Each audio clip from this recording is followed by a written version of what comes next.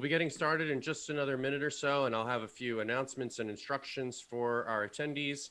And we'll be beginning with questions directly for the panelists after I introduce everyone.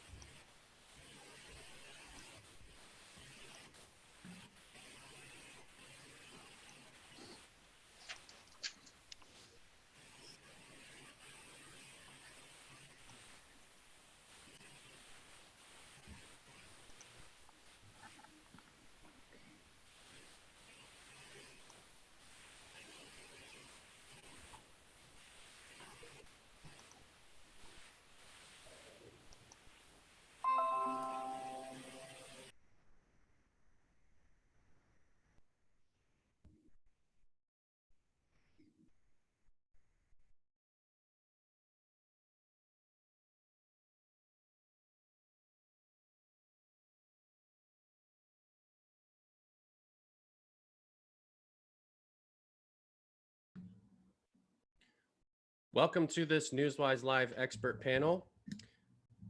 We have with us today several experts to talk about the topic of how the COVID pandemic has changed healthcare. I want to make a few quick announcements for media who are on today's call. We want you to be able to use any quotes from today's panelists for your coverage, so please do feel free to use anything that's part of today's panel. You're also more than welcome to reach out and follow up with any of today's panelists to set up some other kind of interview and further follow-up that you'd like to do. And we'll be providing after today's event a video as well as a transcript. And we also invite media to ask your questions in order to make the panel and all of the panelists' responses useful for you and your coverage. We want to hear your questions, so please chat those to us. There's a little chat bubble at the bottom of the Zoom program where you can chat. We'll then invite you, if you'd like, to ask your question yourself on video and audio. If you don't want to do that or can't for whatever reason, just let me know and I will ask those questions on your behalf. We're going to get started right away with questions. I just want to introduce all of our panelists briefly to make sure that we identify all of them. So we have first with us Mary Dale Peterson. She's president of the American Society of Anesthesiologists. We also have Susan McDaniel. Susan McDaniel is professor of families and health in the Department of Psychiatry and Family Medicine at the University of Rochester. And her participation today was made possible by the American Psychological Association, of which Dr. McDaniel is a former president. We also have Dr. Joseph Rainey. Dr. Rainey is the president of the Society of Thoracic Surgeons, and he's also chair of cardiovascular surgery at the Mayo Clinic. We have Gilberto Montebellar. Gilberto is professor of management science at Loughborough University in the UK, and he's also a senior research fellow at CREATE, part of the University of Southern California. His participation today was made possible through the Society for Risk Analysis. We also have Dr. Eunice Wang. Dr. Wang is at Roswell Park Cancer Institute. She's the chief of leukemia and the director of infusion services at Roswell Park Comprehensive Cancer Center. And we also have Dr. Robert Bonner. Dr. Bonner is at George Washington University. He's the Gordon A. Friesen Professor of Healthcare Administration, and he's also director of the Masters of Health Administration program at GW. Thank you to all the panelists for joining today. I want to start with Dr. Bonner. As a healthcare administrator and former hospital CEO, share your perspective about leadership from policymakers and healthcare administrators.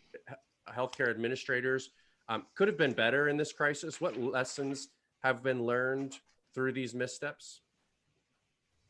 Well, I think that saying that it could have been better at the policy level might be an understatement. That's just my personal opinion. But I think that one of the things that has really bubbled up throughout this whole process is the importance of coordination between government agencies and healthcare providers, both regionally and in the state and on a national basis. I think that this crisis has brought forward the importance of crystal clear communication and coordination, especially as it relates to protecting our healthcare services providers and offering the best advice to patients.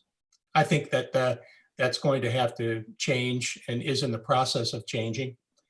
Also, I think that we may even see differences in accreditation requirements from the Joint Commission on Healthcare Accreditation in terms of how it impacts the preparation of hospitals and big health systems for similar incidents. How would you say, or what would you say has been the biggest impact of the pandemic on the functioning of our healthcare system?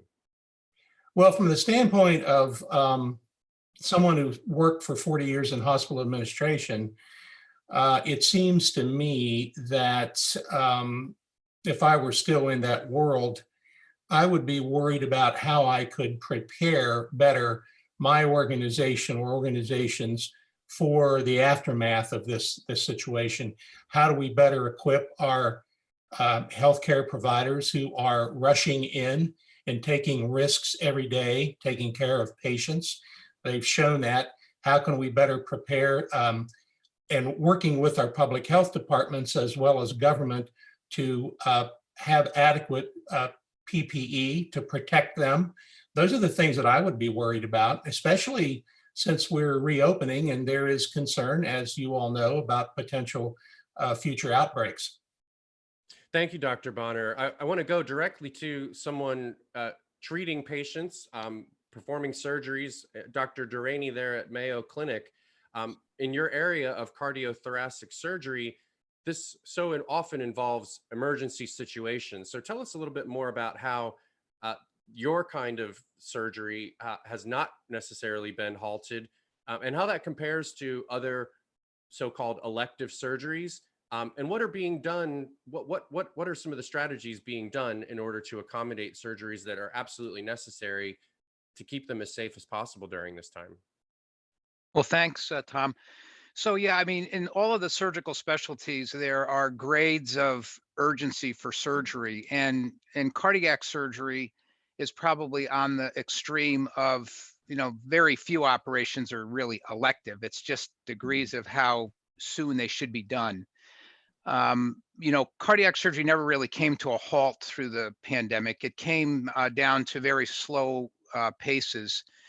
And, emergency cases coming through the emergency room that typically go right to the operating room, things like aortic dissection, really acute emergencies that are very time sensitive, those continued on. There are also sort of the heart attack family of patients that cannot be treated in the cath lab that need, urgent or emergent surgery.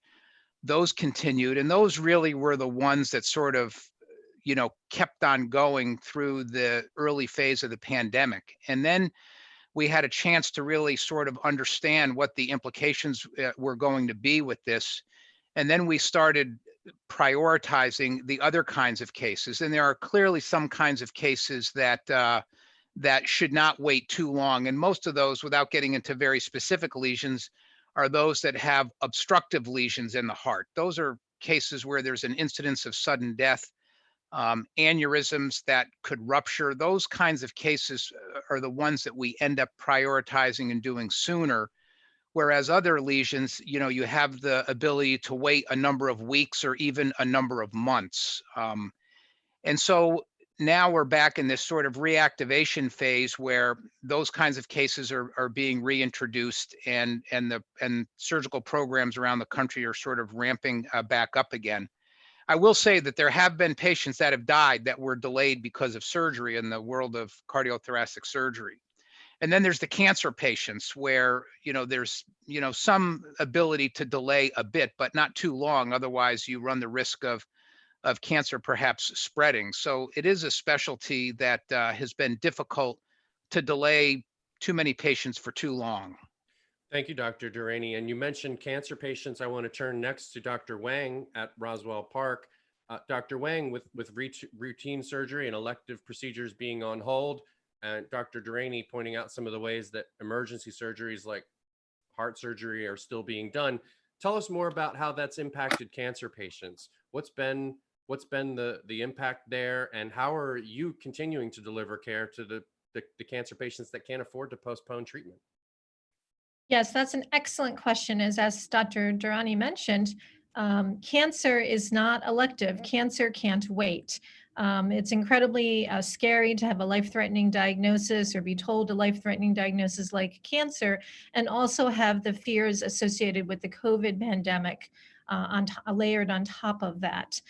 We don't feel at our center that cancer is elective. The cancer patients that I treat, which are perhaps the ones with the most aggressive medical cancer, the acute leukemias, are individuals whose lifespan is measured in weeks to even a few months. So delaying therapy until the outbreak improves is not an option for those individuals. For many individuals, delaying or putting off radiation, surgery, chemotherapy is going to allow the cancer 100% to progress. So our cancer center, as the Mayo Clinic also as well, has continued to prioritize delivery of cancer care throughout the pandemic's ups and downs. We've remained fully operational throughout. I have continued to see patients and administer active chemotherapy with the knowledge that if I stopped, my patients would not be able to see the end of that. We don't know how long this is going to last. This is not a 2 or a 4 or even 6 week delay. We're talking this could be going on for months. I tell my patients it's not 100% that you will get COVID. It is 100% if we don't give you your treatment, you may not be here to get to the end of the pandemic to see improvement. Our center has done an outstanding job, in my opinion, of protecting patients. We are aware of the fears and anxiety associated with coming into a hospital. We have converted those patients that maybe didn't necessarily have urgent needs or weren't getting chemotherapy actively and maybe getting surveillance therapy to virtual visits. We've also dedicated staff to screening patients before they enter the hospital, at the time of their entry, and then symptom-wise throughout their hospital stay. We are testing all patients prior to admissions and cancer surgeries to ensure. Thank you. We can do that. Thank you, Dr. Wang. I want to go also to Dr. Peterson for the perspective from the American Society of Anesthesiologists. The healthcare workers who are members of your association, they're experiencing two dramatic ends of the spectrum here. They're either frontline workers under a lot of strain and a lot of stress, or they may be from other kinds of clinics or other hospitals that are on hold. Maybe they're furloughed, maybe they're even unemployed. What can you tell us about how they are dealing with that, or how they're being redeployed to help fight the COVID crisis? Sure, Tom. So it is a tale of two cities, and I would say that our anesthesiologists, we have a group that are full-time and trained in doing critical care medicine, and have been working really hard in those, especially those COVID critical care units. But all anesthesiologists get training in critical care medicine, and we provided extra sort of boot camp resources to get them back up to speed. And so a lot of anesthesiologists, when elective surgeries were canceled, were redeployed to critical care units in some of the really hard hit areas like New York and Boston. We actually converted operating rooms and used our anesthesia gas machine ventilators as ICU ventilators to supplement the ICU ventilators. And so they also organized themselves into intubation teams in many of the hospitals where, you could have, the most experienced people that could go in and offload some of that work for our other colleagues, either in the emergency room or in the critical care unit. So either with invasive lines or intubations or proning or helping with the ventilator management. Now we've got a lot that were furloughed because of all the elective surgeries going away. And so a lot of people are anxious to get elective surgery back up when it's safe to do so. And a lot of communities, they're getting to that point or have already started. Great, thank you. And I want to now take it to Dr. McDaniel to talk about the mental health of the healthcare workforce. What's your opinion about how they are faring, and what struggles are they facing that may be unique, but also maybe in common with what the public at large is experiencing during this crisis? Oh, sorry, your audio is not on, Dr. McDaniel. Just one second. Okay, you can go ahead. So you could hear in each of the presentations from my colleagues that there are a lot of psychological issues involved in being a physician or a healthcare professional, whether it's having to be flexible about converting ventilators or prioritizing surgeries, wishing that you could take care of people sooner. I think there are a lot of pressures on healthcare professionals right now. Fears about their own health when we haven't had enough PPE, fears about becoming positive themselves or taking the illness to family members. I know about residents who are sleeping in their basements and not talking to their family members to try to make sure that they don't pass it on. There are a lot of issues. There's also some studies starting to come out. Some scientists in London studying what happened in Wuhan, showing that anxiety is about 23% of that workforce and depression in about 22%. So that's early, but that is an analysis of systematic review in a good journal, Brain, Behavior, and Immunity. So sleep disturbance is also an issue that we need to watch for. One of the things that I thought most important in that study was that it showed that increased social support resulted in fewer symptoms of the kind that I just talked about. And in Rochester, we've had to we have psychologists in 8 clinical departments, in surgery, in orthopedics, in medicine, OBGYN, family medicine, pediatrics, et cetera. And we've been able to pivot our roles to providing a stronger emotional support system through weekly or bi-weekly Zoom chats for physicians, a different one for residents, another one for managers, another one for staff, and those have been appreciated. We have 60 different people on this Zoom chat sharing what their experiences were. We also have things like we put out a newsletter, and we invite all the health professionals to contribute poems or limericks or music or anything that they would like. We call it a breath of fresh air.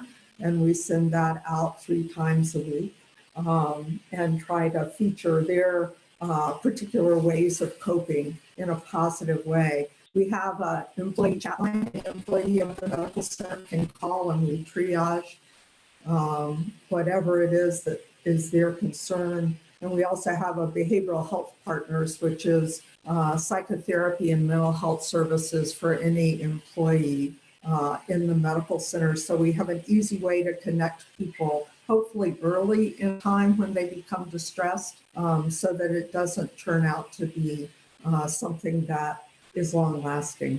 Great, thank you, Dr. McDaniel. So all of our panelists so far have given us a really good overview of where we are and what's happening. I want to turn toward what the future may look like of reopening and how people's behavior may change, as well as what some of the healthcare systems might do differently. And first, I would like to bring in now Dr. Montebellar from USC and Loughborough University. Gilberto, if you could explain for us what are some of the risk assessment and behavioral factors that go into how people perceive the danger of a health crisis and make health decisions. How is that unique, and are there other types of threats that compare well to health, or is health such a unique challenge that it makes us think and behave about it in very specific ways?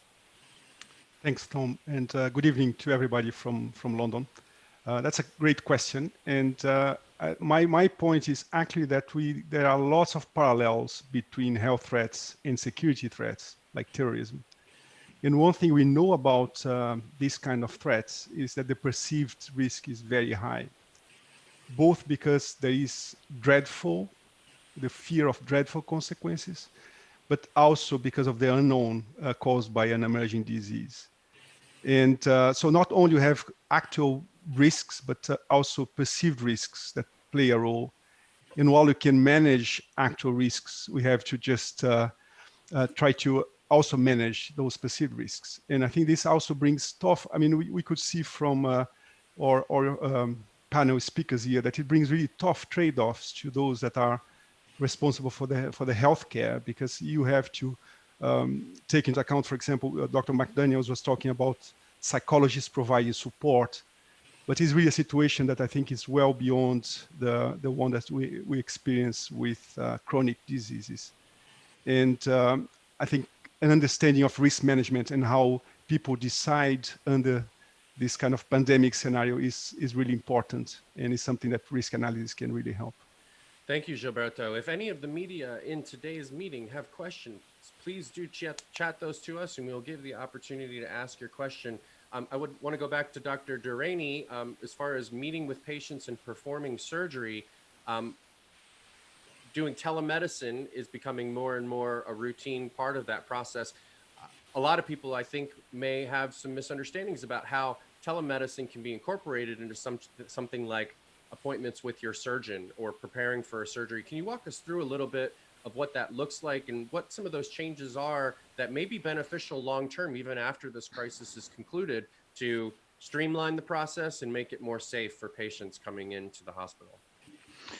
Well, thanks. So telemedicine, I think, has been one of the wonderful, eye-opening new approaches to healthcare, and telemedicine will be here for good once this pandemic is behind us. It will be much more applicable in some situations than others. In surgery, actually, it's worked really quite well. I mean, at least for cardiothoracic surgery, the vast majority of the decision-making is based on imaging studies that patients, get. And all of that imaging can be reviewed remotely, and you can have a face-to-face discussion, on a computer or FaceTime or, virtually, whatever options you have. And you can discuss all these things and explain the imaging and make the decision to do surgery before you actually even see the patient in the majority of circumstances. There are always some situations where it may not be clear and you have to correlate the symptoms of the patient and how they're doing with the imaging, but most of the time you can recommend an operation based on the imaging alone. So you can have a lot of interaction and connection with the patient before you actually physically see them.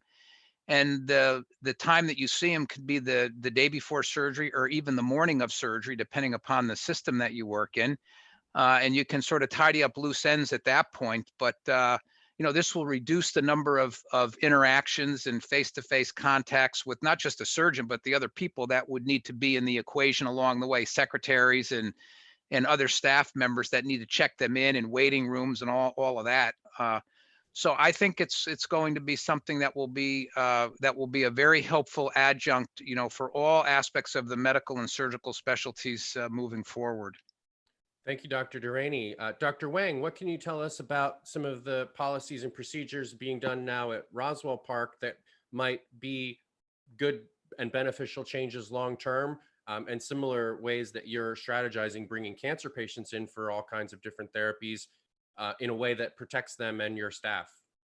So thank you. Yes, so that's an important question. What can we learn from this experience, and how can we move forward? One of the things that I think, and I agree with Dr. Durrani, is that telemedicine is here to stay.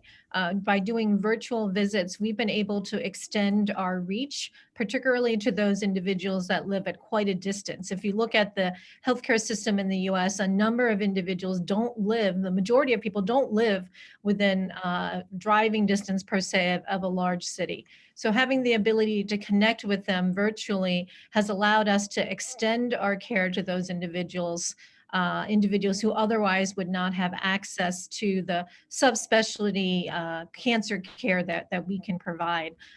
Certainly, it also allows us to connect on a regular basis and communicate with individuals who are survivors. Cancer survivors require a lot of feedback and a lot of communication. For example, over the last few weeks, I have done virtual visits with individuals from Canada and New York City, as well as South Carolina and Texas through this new methodology, which I wouldn't have been able to do otherwise. The other thing that we see changing is our awareness and our attention to infectious disease control and prevention. And I think that realization that we play an important role in protecting and guaranteeing the safety of our patients and our staff, I think will go a long way and will be long lasting after this has really been over. Great. Yes. Thank you, Dr. Wang. I want to go to one of our media in attendance. We have Rosser Prose, a freelancer writing for Texas Hospitals Magazine. And I would love to have you go ahead and ask your question to Dr. Bonner directly. I just want to find you in our system here, and your sound is now enabled. Go ahead with your question. Yes, I'd like to ask Dr. Bonner and anybody else who wants to respond. Do you think that funding for emergency preparedness will finally be increased by government as a result of the pandemic, or will it continue to be the red-haired stepchild that a lot of people know it to be in the past? Dr. Bonner? Well, you know, if it isn't increased, I have a hard time understanding what it would take to cause it to be increased. I have had some concerns in the recent past with hospitals, the assertion that hospitals should have had all of the armamentarium lined up in their supply chain management to provide our healthcare workers with all the PPE that they needed, as an example, but other things as well, even the number of ventilators that they needed. So I do believe that not only will hospitals be more aware of and concerned about that and pay attention to that, but I do not think that hospitals and health systems are going to be financially capable of marshaling all of that, and that it's going to have to be a state and or federal support effort to do that. And that, by the way, is also going to demand and require much more efficient supply chain management for hospitals and health systems in the event that we have flare-ups in the future and that sort of thing. So my answer to you would be a hopeful yes, but I think it's most likely incumbent on all of us to keep an eye on that and require that, so that we don't have problems with healthcare providers having to wear a single mask for a whole week and things of this nature. Thank you, Dr. Bonner. Dr. Peterson, you have something to add to this. Yes, Tom. So I think for many years now, we've actually had some problems with our supply chain, and this has only, I think, brought to light to the average public person how severe it can be. And I'd just like to point out that we have been struggling with drug shortages for many years. ASA has led some work in this. We know that 80% of raw drug comes from China, that there's been a lot of consolidation in the pharmaceutical industry, where, one hurricane, Maria can wipe out a plant, or a plant goes down because of quality issues. So we've had shortages of really life-saving medications even before this pandemic, including drugs. Even before the pandemic earlier this year, we had no of the pre-filled syringes for epinephrine in our crash carts. And we're actually having to make little kits up where you're having to draw up and dilute drugs at the time of a code.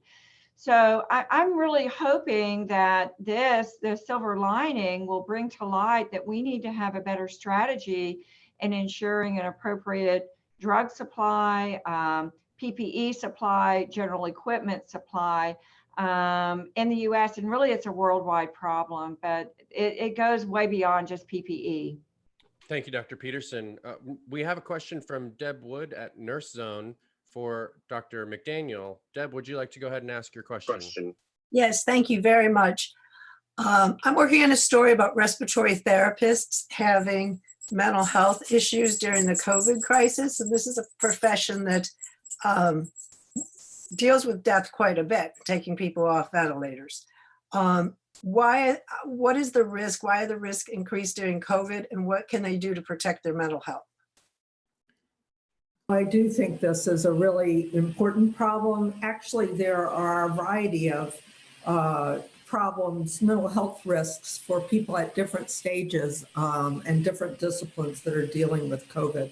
But certainly respiratory therapists are particularly at risk and around when difficult decisions have to be made. Family members are often not present, and it's a very difficult situation. I had an email from some people at our hospital about talking to respiratory therapists just today.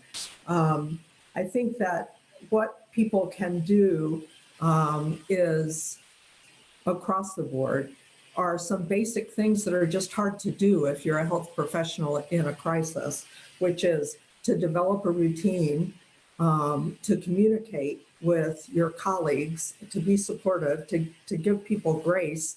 Crisis doesn't always bring out the best in people, and to really think about self-care, to try to sleep. There's a lot of sleep disturbance related to mental health issues with this crisis, to try to exercise. There are things that we all know, but they really do predict better mental health outcomes. So I think that having somebody for the respiratory therapist to talk to debrief coming off service can really be a help. We've also paired people, especially people that might be at risk, to have somebody check in with them once or twice a day just to hear how they're doing.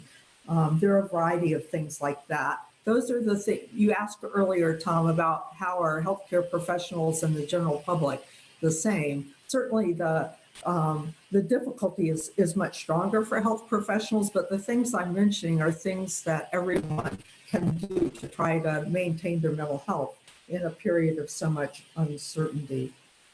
Thank you, Dr. McDaniel. I want to go next to Gilberto again and ask, how have you seen that this crisis has exposed some flaws in the healthcare system, and what kind of policy changes or other types of factors such as Medicare for all and proposals about that, or economic considerations, regional considerations, or even the insurance industry?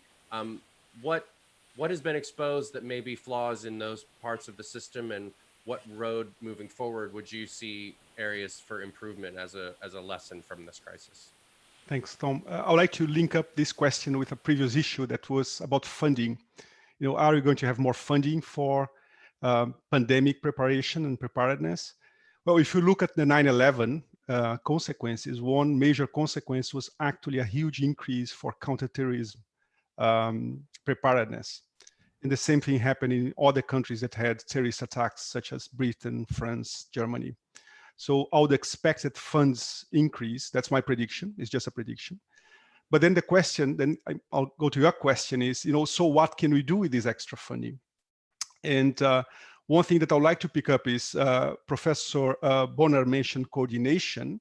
I think if you have extra funding, you need to make sure that the system is well coordinated enough so the funding is properly and efficiently used. So that's one issue. The second one is about health capabilities. So the health capabilities of the current system, the American system, the British system, and the Western European system is mainly focused on chronic diseases.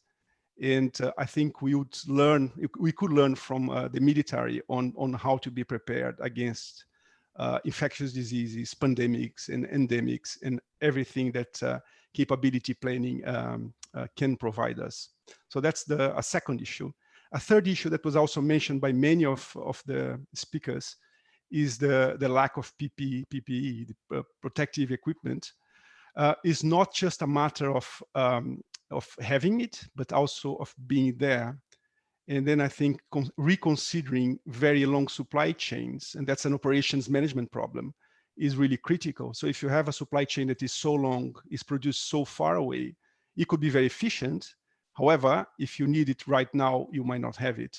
And I think this would call for a more strategic take on these supply chains of PPEs and other critical medical equipment. Thank you.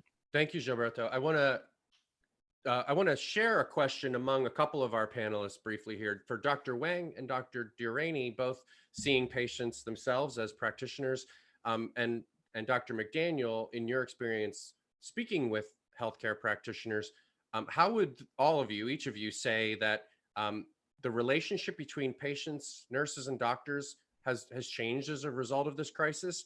And do we see challenges and maybe a drop in engagement, or how these new ways of interacting are being adopted?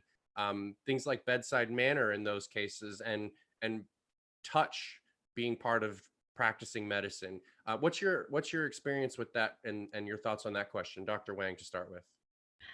Thanks, Tom. That's a great question. I think that, and I think that that's an important aspect of medicine that really is under-recognized. I mean, I did not go into clinical medicine and hematology oncology specifically to talk to people on WebExes and do virtual telemedicine 24/7. The desire that every medical school applicant can tell you is to interact with patients and to feel that direct connection that you're helping individuals, you're improving their lives in some ways. Although I do appreciate the technology and the convenience of the virtual visit platform, what I miss is the personal interactions. I feel that it works best for those patients that I already have an established relationship with and I've seen over and over again, and I can easily reestablish that through even a poor telephone or video connection. For new patients, however, and for patients getting active chemo and who have symptoms, it is lacking. I can't shake the person's hand. I can't interact with them. They don't get to know me. We don't get to form that bond or that commonality if I'm meeting them for the first time over the internet. And for patients that have acute symptoms, for example, they have chest pain, their arm hurts, they're having trouble breathing, it's very inadequate because I can't make an assessment about whether they're having a seasonal allergy or whether they're having cardiac pain, not necessarily without an exam and without further evaluation. For my patients, the leukemia patients, a lot of the treatment is based on their lab work and whether their blood counts are going up and down and whether they're neutropenic and immunocompromised. So certainly there are aspects that are not able to be reestablished. And lastly, your question about the teamwork. I feel that during this crisis, we've all risen to the challenge. I feel like patients and doctors and nurses and respiratory techs and psychiatrists, and even down to the people that clean and sterilize and change the linens in my exam rooms, we feel in a way a common purpose that we are continuing to provide care. And somewhat, it's a little weird because there's been a lot of recognition of healthcare providers and frontline workers and flyovers and donations and so forth. And some of us feel a little bit guilty because we're just doing what we were trained to do. Thank you, Dr. Wang. Dr. Rainey, what's been your perspective on that, and what things have been challenges in the relationship with patients, and what efforts are you seeing to bridge even in these virtual types of connections? Let's make sure your audio is there. Yeah. First, I agree with everything that Dr. Wang said. I would say there are some differences between the surgical specialties and the medical specialties. For example, in surgery, we sort of are used to things that are a little closer to crisis management. When you're in the operating room, we interface with technology, and when things malfunction, it does require people to rally together, have coordinated efforts, sort of at least in the operating theater. And so I think we probably had a little bit of a head start because that's sort of part of how we work. I think that the pandemic has really tested our physical and our emotional well-being and our communication skills because it adds pressure to the situation. I think it's brought the medical specialties and the surgical specialties much closer together because, we have to rely, for example, on the ID people to let us know if the screening process is satisfactory. Is it going to be okay for somebody to go to the OR? How many people are going to be at risk, et cetera? So I think that, it's brought us all closer together. I will say that the physical connection, while on the surface may not seem as important to surgeons, it actually is quite important to surgeons, because I think when somebody's having surgery, the anxiety and tension that's present is quite high from the patient's and family's standpoint. And so to sort of minimize the personal connection and really not even be able to do a handshake, and to have to do things with the physical distance, in the equation, I think depersonalizes it, a bit at a time when there is exceptional tension and anxiety.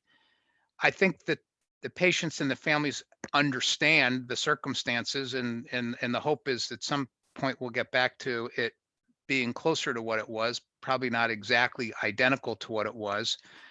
But I have to say, on the whole, the medical profession has been on the stage with this pandemic. And I think all of the specialties and every level of the healthcare workers, particularly the nurses and the respiratory therapists and the people that are at the bedside minute by minute, they've stepped up. I mean, I think through the eyes of the world, I think the medical profession has performed really quite well under very untoward circumstances. And I feel proud to be part of a profession that the higher the pressure, the better the performance.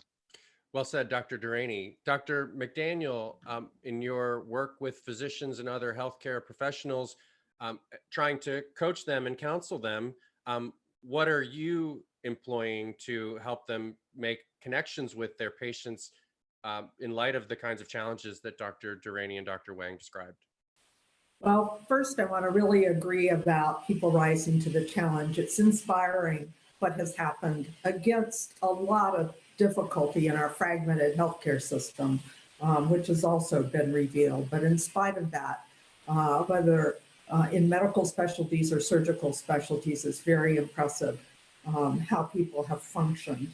One of the things I do, besides doing telehealth with my own patients, is I run a communication coaching program for our physician, mostly our physician faculty. We have other people with the residents, really focused on communication. And as was said earlier, during a crisis, communication can be wonderful. It also can be too simple or too complicated for patients to understand.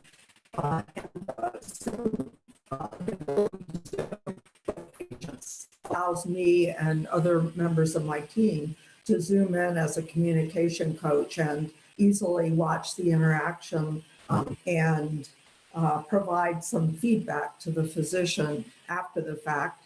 I'm introduced, I say hello to the patient first, and they usually are very pleased that the medical center is doing something about this. Then I turn off my video so that I'm less of a presence, and try to help physicians make sure that they're clear, allow time for the patient to be able to express their questions and their concerns and their emotion, increase the empathic statements of the physicians, and mostly provide the physicians with support in my feedback to them.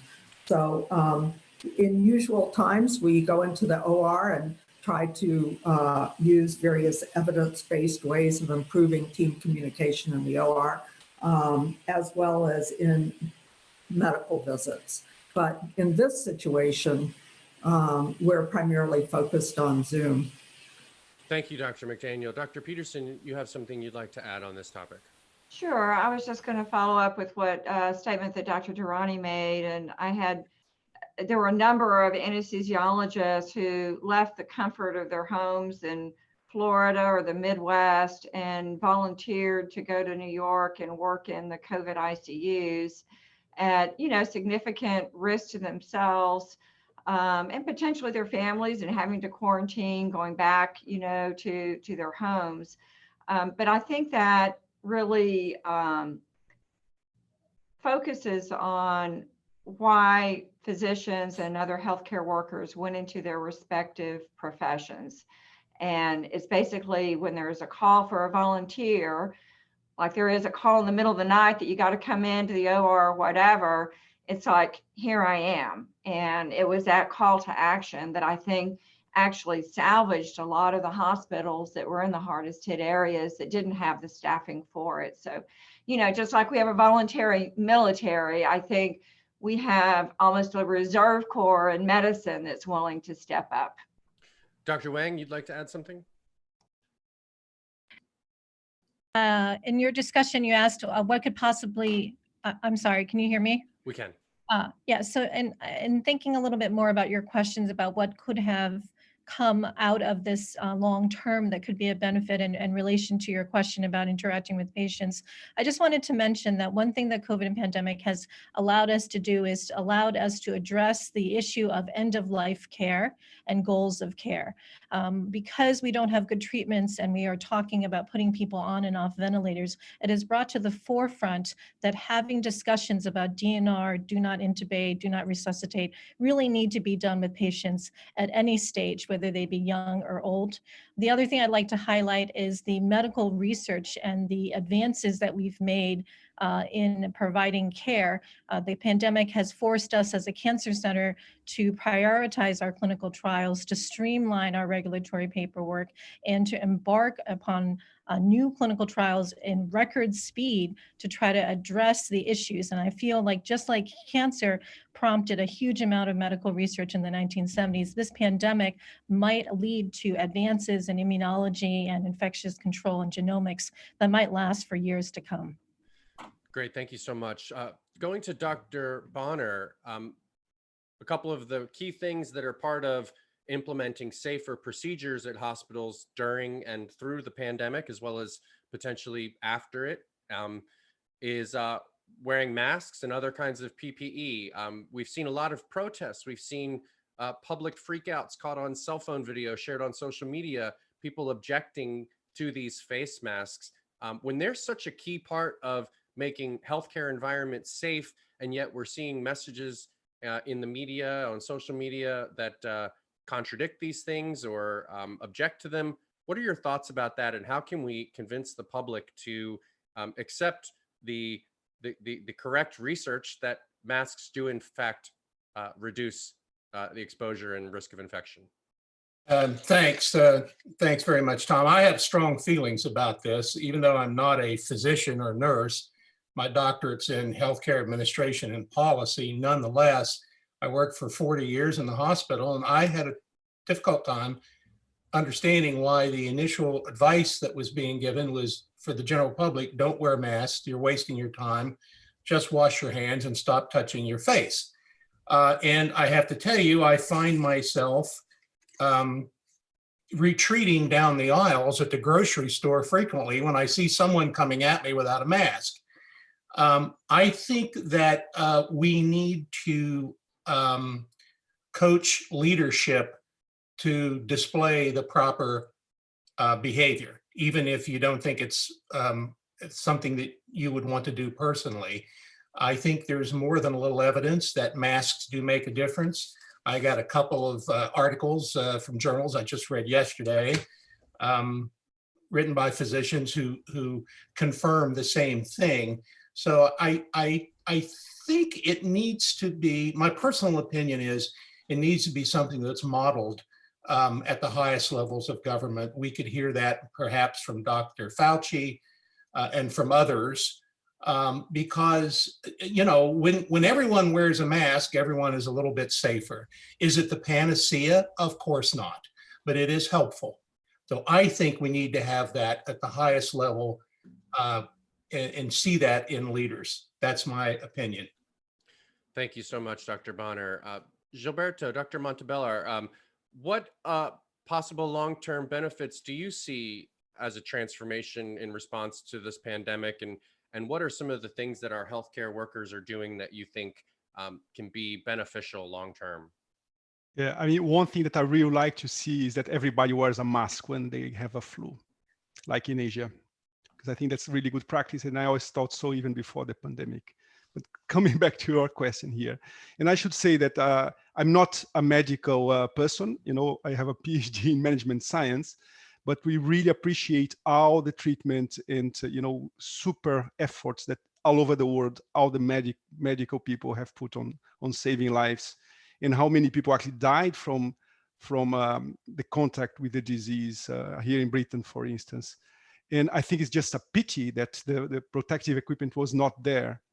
And indeed, there are some studies that the national health system started decreasing the requirements for protective equipment because they didn't have it. So it was very strict initially, in like Ebola level protective. And then in the end, it was just, you know, a simple mask that could be re-washed and reused. So that is really scary. I think in the long term, I would like to see something that is similar to counterterrorism analysis, in which we use more intelligently the resources available, building up capabilities. Health capabilities are different than counterterrorism capabilities, because some of them are actually easy to turn into protection if there is a pandemic, but the supply chains can be quite long. So I would like to have a more well-informed, evidence-based analysis of resources and deployment, and better aligned systems as well, because the more decentralized the system, the harder it is to actually deploy the resources, not only effectively and efficiently, but also take into account that there are scenarios where you might need oversupplies of, for example, protective equipment. Thank you, Gilberto. I want to go next to Alice Benjamin of NBC4 Los Angeles. Alice, you have a question that I think multiple of the panelists may like to address. Please go ahead. Yes, hi. Thank you for having this Zoom meeting. I really appreciate it. One of the questions that I have is, with the growing need and demand for healthcare services to a variety of people, what are your thoughts on expanding the scope of practice for nurse practitioners and other mid-level providers to help meet the demands of the communities? Great, thank you. Dr. Bonner, perhaps as a former hospital CEO, that might be a good one for you to begin with, and we'd love to have any of the panelists respond with this. Sure, thanks, Tom. I'll kick it off and hope others will come in on it. When I was in administrative practice, we were constantly working as best we could to try to help our professionals practice of what we said practice at the top of their license. And in addition to that, I think one of the things that we may also have learned from the COVID-19 pandemic is perhaps we need to be a little more flexible in some of our policies and procedures around credentialing and privileging in our hospitals that allow physicians and others to move from hospital to hospital more fluidly, rather than running into some very well-intentioned and necessary credentialing issues, but perhaps not the best thing during the middle of a crisis pandemic. In response to the question, I would like to see that as one of the areas that we look at nationally in terms of allowing those professionals to do a little bit more than perhaps we have in the past, and still keeping it safe. Thank you, Dr. Bonner. Dr. Peterson, do you have something you'd like to add to this? Sure. I mean, I think we all appreciate the nurse practitioners, PAs, and the anesthesia world is certified registered nurse anesthetists and anesthesiologist assistants that really can extend, what we do either in the operating rooms or in the surgical care units. Our position is that we still want to have physician oversight and physician-led care, so that that 12 to 15 years of training can really help provide the safest care for patients, so that we're working really as a team, team-based care. In this particular crisis, because half of our workforce, including the nurse anesthetists and anesthesiologists, were actually furloughed, while the other half were working really, really hard in the ICUs. And so we didn't really have a shortage. Now, as we come back up, ramp back up, if hospitals are trying to ramp up too quickly before they have sort of,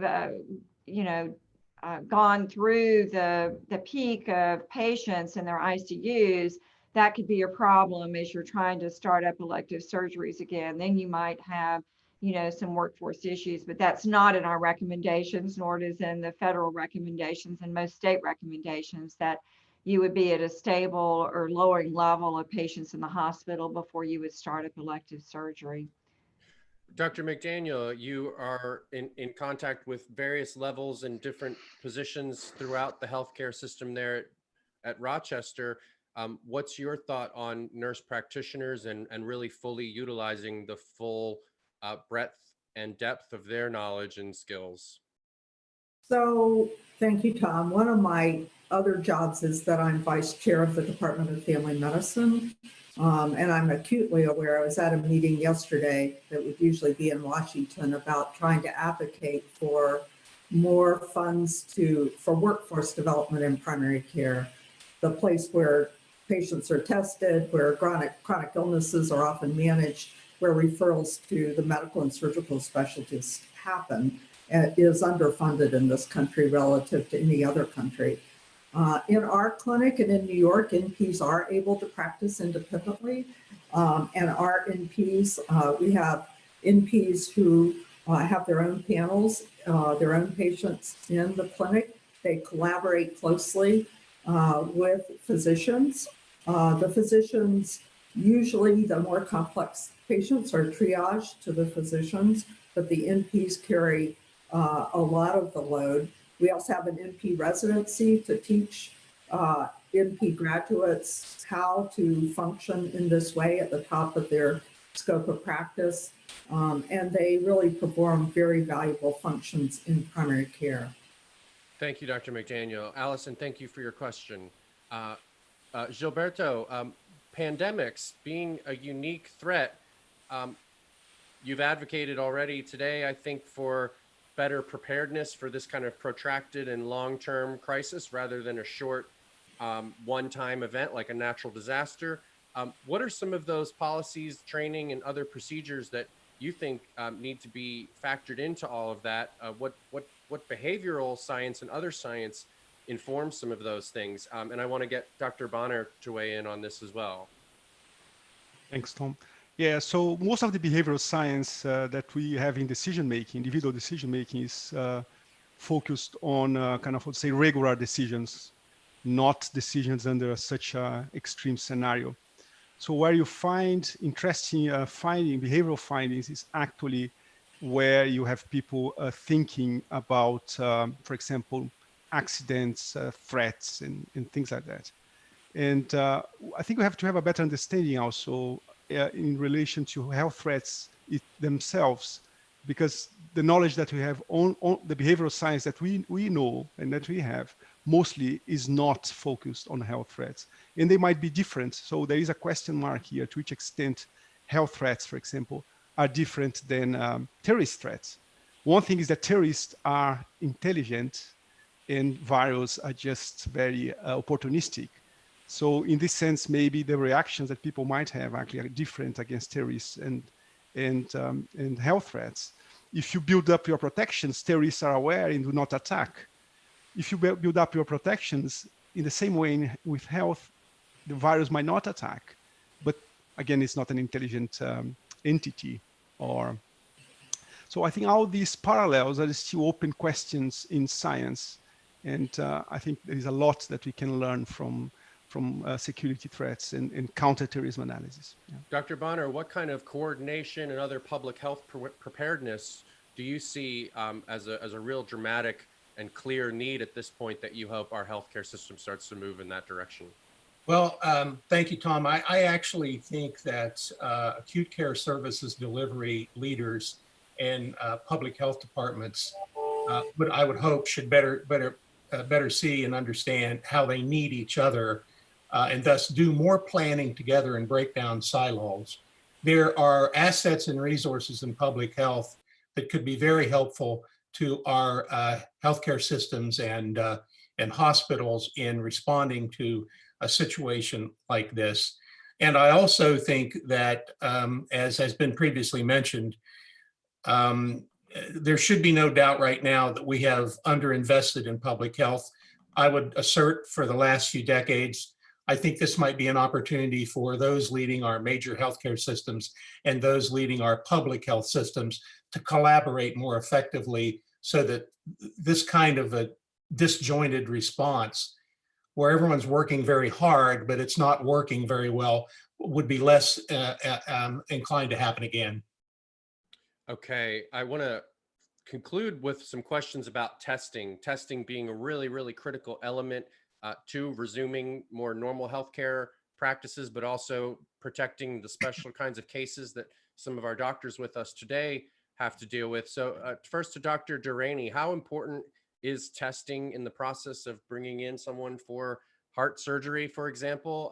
And how are you seeing that implemented? What do you see that may need to be done better?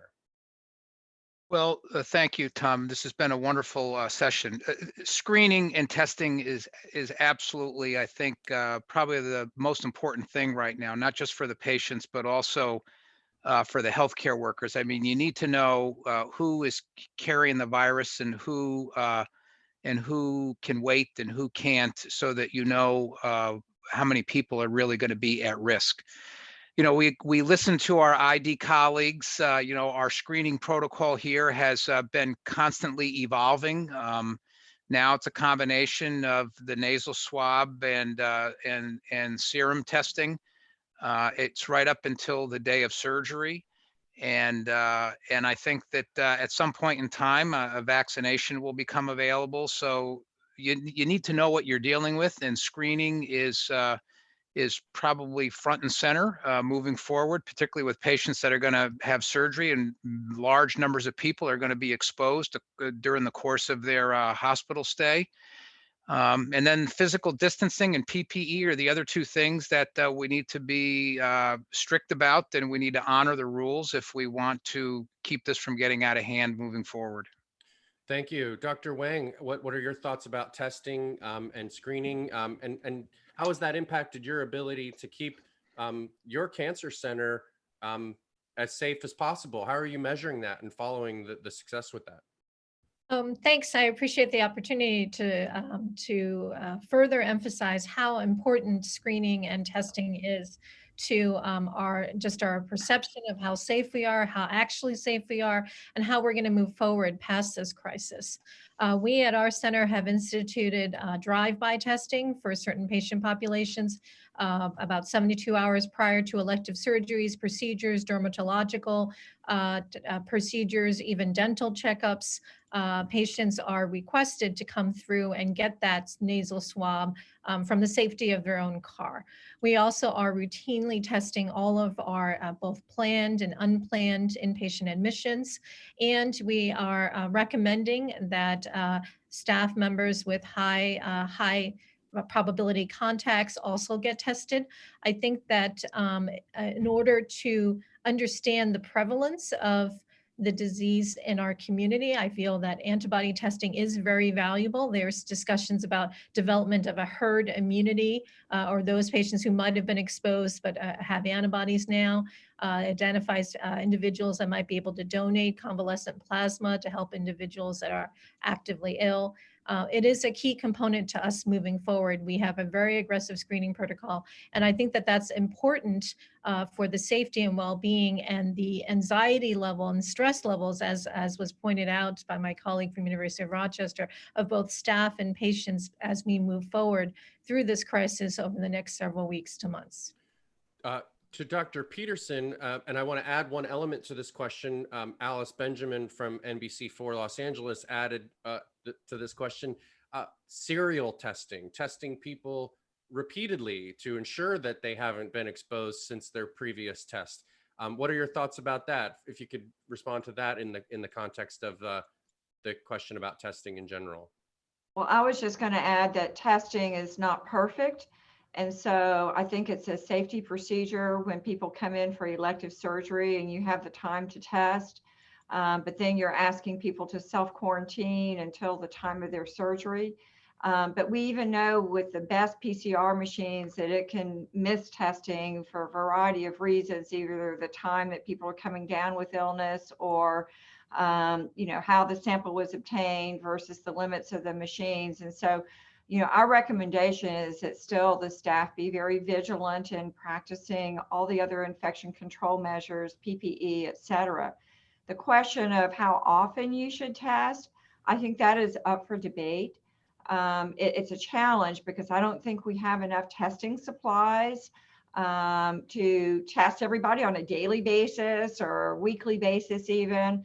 A lot of places, including the areas I live in South Texas, it's hard enough. Their send outs, to get tests, even for the ones where you really need it, even for patients that are sick, it's challenging. So we're not there yet in doing it. And then there's the false negative tests that we have to worry about. So I think it's still an evolving question. Thank you, Dr. Peterson. Dr. McDaniel, what can you tell us about gestures of public support for the healthcare workers? Are those effective signs on the roadways and cheering at night? Do those things help? What other kinds of gestures from the public may help? And what can you tell us about how the mental health of healthcare workers impacts their ability to successfully deliver good care? Sorry, your audio is not on. Go ahead, Dr. McDaniel. Thanks, Tom. I definitely want to answer those questions, but if I could just say one thing about testing, which was on the phone with a colleague from Germany yesterday. I think he lives in Munich, and he said that they can be tested anytime they want. All you have to do is dial 6114 or something, and somebody comes to your house and tests you. So I think, they have supplies that we don't have, that's for sure. But testing is very important to the mental health of the health professionals, and screening as well. I was screened, probably everybody was, as I walked into the clinic this morning. And our primary care patients fill out depression and anxiety screens as well when they come in, so that we can act early in terms of the mental health issues that are going on right now for professionals and patients. I think that the signs are heartwarming to people.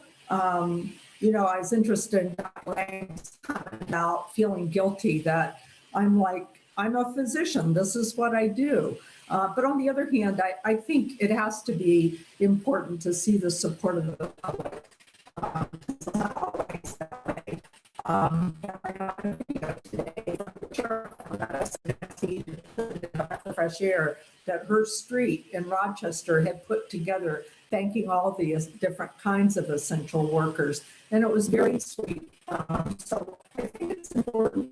I think many physicians would say they really appreciate it being part of their job, including more PPE and testing, and fund the use of vaccines and make the testing better. So I think there's a lot of things that we can advocate as citizens to help our healthcare professionals, in addition to just saying a clear thank you.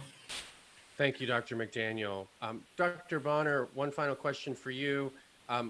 What are some of the positive transformations that you've seen possible out of this pandemic, and some of the procedures and practices that might change healthcare for the better moving forward? Well, aside from the technical managerial aspects, in supply chain management, coordination, and so forth, one of the things that I've seen, and this has already been touched upon by Dr. Durrani and others, is that I would certainly hope, and I believe we see, that the public would have a much more positive point of view of healthcare service delivery, and healthcare providers. That's been mentioned a couple times. I don't think we can mention it too many times. When the public sees doctors and nurses and allied healthcare professionals and others rushing in at their own peril to take care of sick people, and they see what's happened, I hope they support and better support our healthcare system, our healthcare supply chain, and may even be willing to accept additional taxes to support better public health infrastructure. I think I see that. We'll see in the next year what happens. Thank you, Dr. Bonner. To Dr. Montebellar, for one final question for you. a lot of this has been the subtext being reopening the economy at large, in particular reopening healthcare and hospitals to back to a more normal pre-pandemic state of things. What are your thoughts about reopening, and with the public having been doing social distancing in many places for such a period of time and them having these high perceived risks? If we were to begin to quote unquote reopen, will it take some time for the public to start to behave more normally? And does that mean it would be okay to try reopening sooner than later? Or does your knowledge and data suggest something different as a policy? Yeah, so the perceived risk, the high perceived risk that you mentioned, Tom, is likely to stay high for a while. I think also, I'm not a medical doctor, but we should remind ourselves that this is a new emerging disease.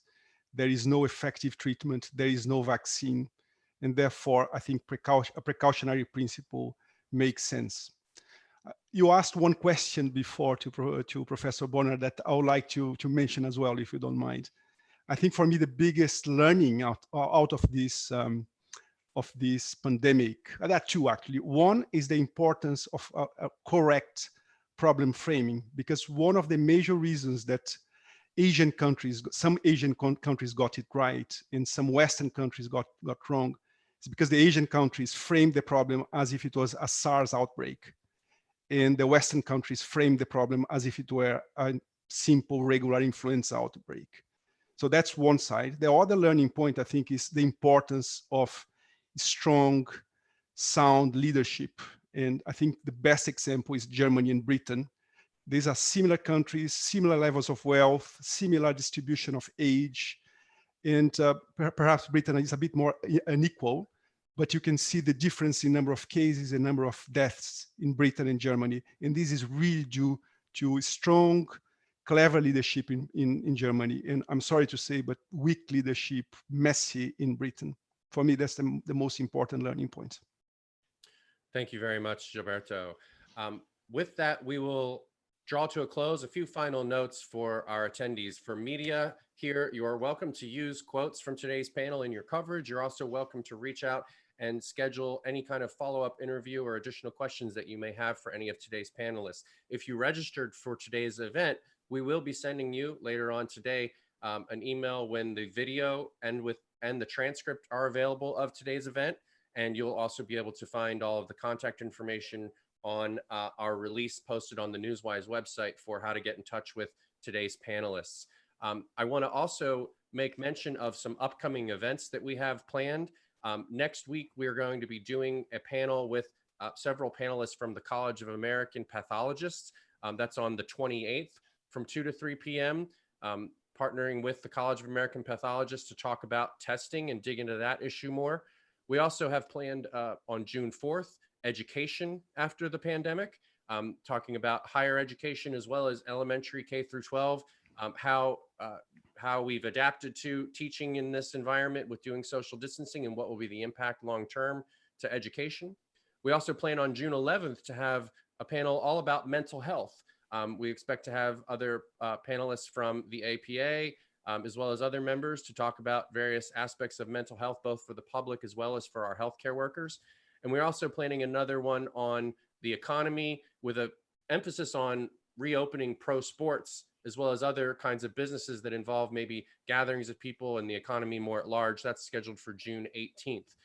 If you are interested in any of those, you can find more information about those on our website. We'll be sending out more invitations as those events get finalized and all of the panelists confirmed. Meanwhile, I want to thank all of our panelists here today, Dr. Peterson, Dr. Bonner, Dr. Wang, Dr. Rainey, and Dr. McDaniel, as well, and Dr. Montebellar. And a special thanks to our contacts who helped to facilitate this from the American Society of Anesthesiologists, George Washington University, Roswell Park Cancer Center, the Mayo Clinic, and the Society for Thoracic Surgeons, and the American Psychological Association, and also the Society for Risk Analysis. Thank you very much to all the panelists. Thank you to media for attending. And with that, we will close. Thank you all very much. Stay safe, stay healthy, and good luck. Thank you and take care.